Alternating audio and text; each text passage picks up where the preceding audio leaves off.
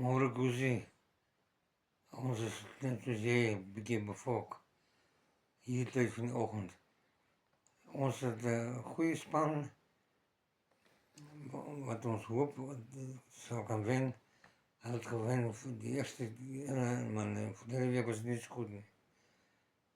Ons wil met ander daar nou beter gaan. Ons het nou kyk, ons het vir Bruce Springsteen geluister. Hy is baie kwaad vir Donald Trump. Dat is baie ander mense ook wat vir hom kwaad is. En pa kwaad vir Trump. Nee, ek is nie betrokke by daai goed nie. Ja, jy is dan objektief, maar ek bedoel, jou opinie is dat dit is immoreel wat daar aangaan. Ja, dit is waar. Gussie, jy kan maar terugpraat as jy lus het. Ons gaan nou na die rest van die games kyk. En jammer dat jy nou Australië moet mee sukkel, want verlede week het julle maar afgechop daar so. Maar wag, hulle speel nou in Perth, nou, speel in Australië. Ja, ek weet.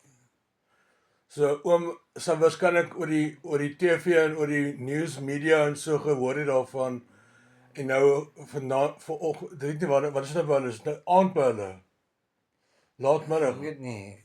Ja, maar dis 'n ander tyd by hulle as by ons. Dis nog vroegoggend, hier is amper 6:00. Ja. Ons is nou klaar geslaap. Nog net probeer wakker bly. Daar's 3 games, die eerste een begin binnekort. Ek hoop hom kyk saam. Sterkte. Goedenavond.